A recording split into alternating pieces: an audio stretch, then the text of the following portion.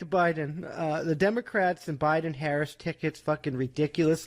Like we were talking about in the last podcast that they held them war games where they were talking about if we don't win, we're gonna like succeed from the West with the West Coast. Like, And which war games are we talking about? Are we talking about like Police Academy war games, or are we talking like Keanu Reeves war games? I mean, if it's the leftist people like Chaz, like they have been in Seattle and shit, it's probably more like the Police Academy. But that's kind of what I was vibing. But anyway, they were talking about like if Trump wins, I'm not gonna like step down and shit. And then like they asked Trump like what he would do. The reporters did like if he lost, and he was like it would suck, but I'd step down. I mean, I'm paraphrasing. He didn't say those words, but he basically said like I lost, I stepped down.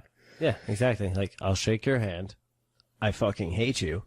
Good day. And then you turn away. But anyway, the Democrats were trying, and the leftist media was trying to like fucking paint it like Trump was gonna like refuse the office. They even mentioned like the army. Yeah, but isn't that what Hillary did? She wouldn't even shake his hand or something. But they mentioned that they were gonna have the army like might have to remove him from office and shit like that. And then they're over here having war games, talking about fucking succeeding from the country, from the West Coast in Civil War. Like, I don't know. That shit's fucking fucked up to me. But the really fucked up shit is they've been trying to do this mail-in voting shit. And since the 90s, there's been many cases of fraud and mail-in, like absentee ballots and shit have been thrown out because of mail-in fraud. There's like fucking, it was in Florida, Missouri, fucking New York, North Carolina.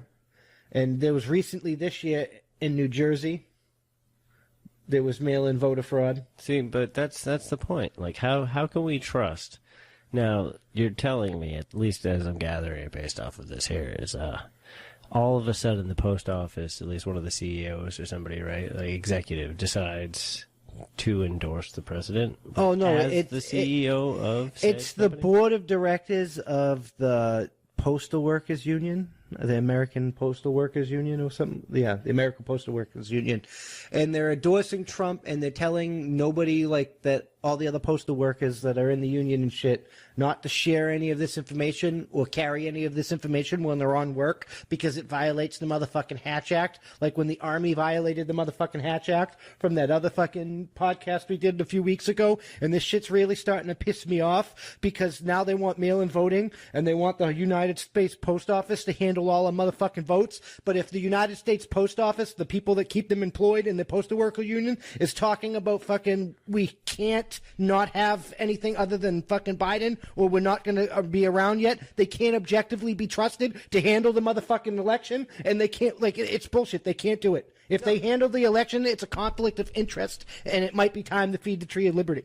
Well, of course, at this point, like, purge, motherfucker, purge. But the point of the matter is this is what? Against the Hatch Act, right? Yes. As I gather this. Like, well, I mean, no, they're allowed to have their political opinions. They just can't share it at work. Exactly. They can't do it in their position. They can do it separately. But so shouldn't they be asked to stand down at this point?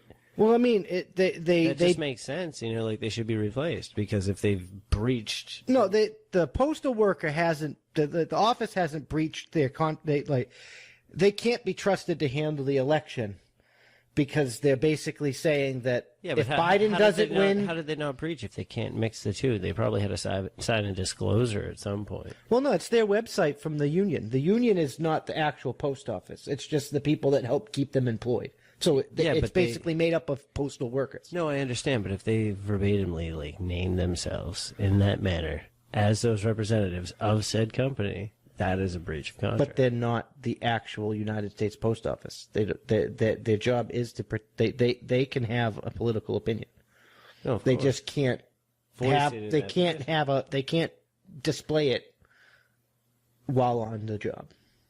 Yeah. And they're telling people that they can't do that because it's that.